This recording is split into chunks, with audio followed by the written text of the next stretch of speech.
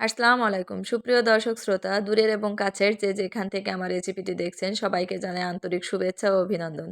প্রতিদিনের মতো আবার আপনাদের মাঝে ফিরে আসলাম নতুন আরেকটি রেসিপি নিয়ে। সজিনা ডাঁটা দিয়ে মুসুরের ডাউলের রেসিপি। তো এটা আমি রান্না করব পুরাতন স্টাইলে। নতুন স্টাইলে রান্না করে দেখাবো না, অন্য একদিন দেখাবো। আর পুরাতন স্টাইলে রান্না করলেও আধুনিক প্রত্যেকটা রেসিপি এর কাছে হার মেনে যাবে। এটা খেতে এতটাই মজার হয়। তো এটা আমি যেভাবে রান্না করছি আপনারা প্রথম থেকে শেষ পর্যন্ত দেখবেন। একেবারেই সহজ পদ্ধতিতে ঝামেলামুক্ত একটা রান্না, কিন্তু খেতে অসম্ভব মজার। বাসায় ট্রাই করলে বুঝতে পারবেন। চলুন তাহলে আমাদের এই সহজ রেসিপিটি আমরা শুরু করি। প্রথমে আমি চুলায় একটা প্যান বসিয়ে দিয়েছি। তাতে দিয়ে দিচ্ছি মুসুরের ডাল, এটা আমি আগে থেকে ধুয়ে রেখেছিলাম। আর আবারও বলছি, যারা আ আমার ভিডিওটি দেখছেন প্রথম থেকে শেষ পর্যন্ত দেখবেন, তারা তাহলে বুঝতে পারবেন যে আসলে এটা কতটা সহজ আর কিভাবে এটা করা হয়েছে। তো এটা দেওয়ার পরে আমি এখানে পরিমাণ মতো পানি দিয়ে দিয়েছি। তারপরে ঢাকনা দিয়ে ঢেকে দিয়েছি। যতক্ষণ পর্যন্ত বলক না এসেছে আমি ততক্ষণ এটা ঢেকে রেখেছিলাম। তো বলক চলে আসলে এখানে আমি দিয়ে দিচ্ছি সজিনা ডাঁটা। আমি এটা এভাবেই কেটে রেখেছিলাম, দেখতেই পাচ্ছেন। এখন আমি দেওয়ার পরে আবারও ঢেকে দিব। তো ঢাকনাটা দিয়ে ঢেকে দিচ্ছি। আবারও বলছি, আপনারা প্রথম থেকে শেষ পর্যন্ত দেখবেন, তাহলে রেসিপিটি সম্পূর্ণভাবে বুঝতে পারবেন। আর দেখবেন যে আসলে এটা কতটা সহজ রান্না, কিন্তু খেতে অসম্ভব মজার হয়। আমি এভাবে মাঝে, মাঝে ঢাকনা খুলে দিয়ে একটু নাড়াচাড়া করে দিচ্ছি, যাতে করে ডাঁটাগুলো সম্পূর্ণভাবে সিদ্ধ হয়ে যায়।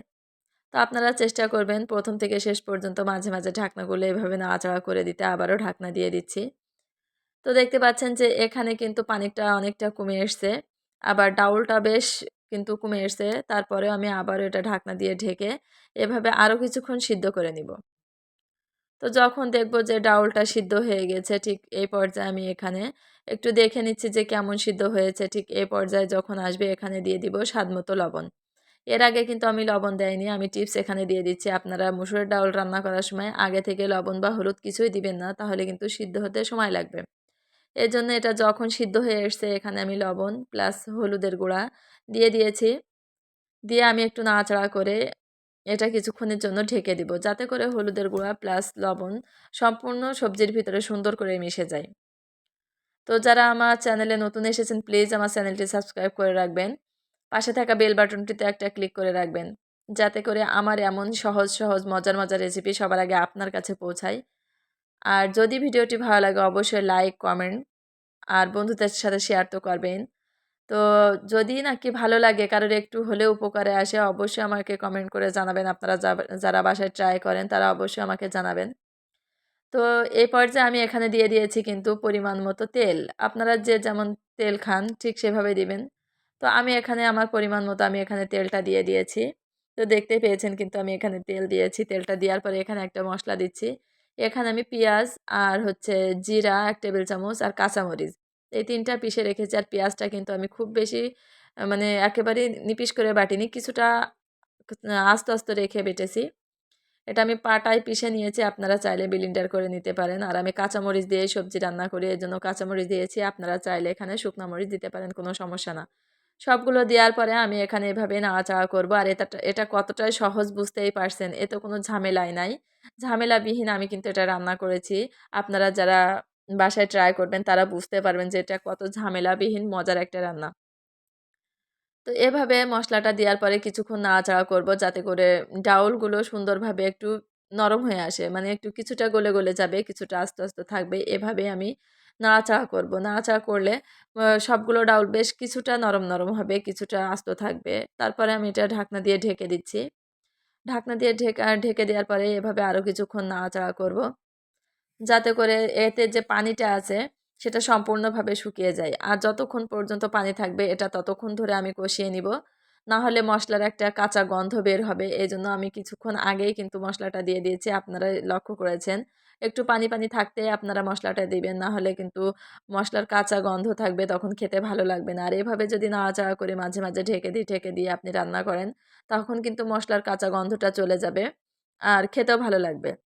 তো ঢেকে রান্না করেছি। এভাবে রান্না করতে একসময় দেখেছি যে এখানে পানিটা অনেকটা কমে এসছে। আপনারা দেখে বুঝতে পারছেন যে পানি কিন্তু একটুও নাই। কিন্তু তারপরেও আমি ঢেকে দিয়েছি যাতে একেবারেই শুকনা হয়ে যায়। তো এভাবে ঢেকে আর ঢাকনা খুলে যখন রান্না করেছি তখন কিন্তু সুন্দর একটা ফ্লেভার এখান থেকে আসছিল। আপনারা রান্না করলে বুঝতে পারবেন। আর যারা খান তারা তো জানেনই এটা কতটা মজার। কিন্তু এইভাবে সহজভাবে একদিন একটু রান্না করে দেখেন যে এটা কতটা সহজ আর কতটা মজার। তো এভাবে আমি আরো কিছুক্ষণে নেড়েচেড়ে নিয়েছি। যখন দেখেছি যে নিচে লেগে যাচ্ছে ঠিক তখন আমি এখানে পানি দিয়ে দিয়েছি। যেহেতু আমার সবকিছু সিদ্ধ হয়ে গেছে বা সব মসলায় দেয়া হয়ে গেছে, বেশ কিছুক্ষণ রান্নাও করা হয়েছে। তো এখানে আমি খুব বেশি পানি দিব না। জাস্ট অল্প একটু পানি দিব একটু ঝোলের জন্য। আর খুব বেশি পানি দিলে কিন্তু খেতে ভালো লাগবে না। আর খুব কম দিলেও কিন্তু তাড়াতাড়ি ঝোলটা কমে আসবে তখনও ভালো লাগবে না। তো পরিমাণ মতো পানি এখানে দিয়ে দিয়েছি। দেওয়ার পরে ঢাকনাতে ঢেকে দিয়েছি। যতক্ষণ পর্যন্ত বলক না এসেছে আমি ততক্ষণ এটা ঢেকে রেখেছি। বলক চলে আসার পরে এভাবে একটু নাড়াচাড়া করে দিয়েছি। আর মাঝে আবার ঢাকনাটা দিয়েও দিয়েছি। তো দেখতেই পাচ্ছেন এটা কতটা সুন্দর হয়েছে। খেতে কিন্তু এর থেকে বেশি মজা। যতটা দেখতে সুন্দর মনে হচ্ছে তার থেকে খেতে অসম্ভব মজার। তো আপনারা যারা সবজির ভিতরে শুকনা মরিচ খান তারা চেষ্টা করবেন কাঁচামরিচ খেতে। কাঁচামরিচ স্বাস্থ্যের জন্যও ভালো। প্লাস খেতেও ভালো লাগে। সবজির ভিতরে যদি কাঁচামরিচ দিয়ে রান্না করেন খেতে অসম্ভব মজার হয়। আপনারা বাসায় একবার হলেও ট্রাই করবেন যারা শুকনা মরিচ খান। আর শুকনা মরিচ খেলে কিন্তু প্রচুর পরিমাণে গ্যাস হয়। এজন্য আমি কখনোই শুকনা মরিচ খাই না। আমাদের যশোরের মানুষ মেক্সিমাম মানুষে কিন্তু কাঁচামরিচ দিয়ে সবজি খায়। মাংস ভিতরে শুকনা মরিচ খায়। অনেকে আছে মাংসের ভিতরেও কিন্তু কাঁচামরিচ খায়। আপনারা একবার ট্রাই করে দেখবেন।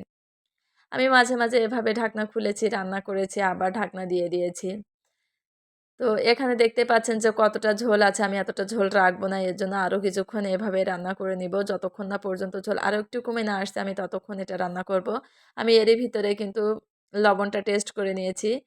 তো লবণটা ঠিক ছিল। আপনারা যদি কম থাকে এ পর্যায়ে দিয়ে নিবেন। তো দেখতেই পাচ্ছেন কথা বলতে কিন্তু ঝোলটা বেশ কমে এসছে। অনেকটাই কমে এসছে। আমি ঠিক এই পরিমাণ ঝোল এখানে রাখবো। তো এখন আমি চুলাটা অফ করে দিব। দিয়ে এটা নামিয়ে নিব। তো আমার চুলাটা অফ করা হয়ে গেছে। নামিয়ে নিচ্ছি। দেখতে পাচ্ছেন আমি কিন্তু নামিয়ে নিয়েছি। আর এটা একটু নাড়াচাড়া করে দেখাচ্ছি যে এখানে কতটুকু ঝোল আছে। খুবই গরম এখন। গরম নামানোর পরে আপনি কিন্তু আপনাদের দেখাচ্ছি। এজন্য হয়তোবা একটু বেশি ঝোল মনে হচ্ছে। কিন্তু এতটা ঝোল থাকবে না, এর থেকে কম থাকবে। তাহলে কিন্তু খেতে ভালো লাগবে। আর সাজনার ডাঁটার ভিতরে অবশ্যই লবণটা হিসাব করে দিবেন। ওর ভিতরে যদি লবণ বেশি হয়ে যায় খেতে ভালো লাগে না। আমি সবগুলো টিপসই দিয়ে দিয়েছি আপনাদের। আর এটার ঘনত্বটাও দেখিয়ে দিচ্ছি যদি ভালো লাগে। অবশ্যই কমেন্ট করবেন। আশা করছি রেসিপিটি আপনাদের ভালো লেগেছে। তো সবাই আমার জন্য দোয়া করবেন। আমি আপনাদের জন্য দোয়া করি। আল্লাহ আমাদের সবাইকে ভালো রাখুক। সবাইকে সুস্থতা দান করুক। আজ এই পর্যন্ত। সবাই ভালো থাকবেন। আল্লাহ হাফেজ।